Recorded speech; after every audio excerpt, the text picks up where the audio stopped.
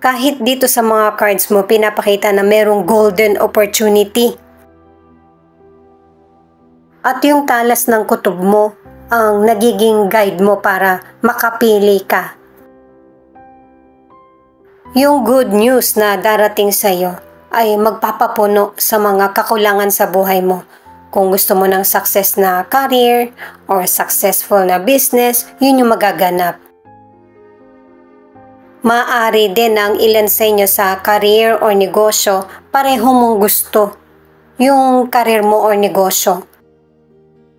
Ang ilan sa inyo nakakaya mo tong pagsabayin.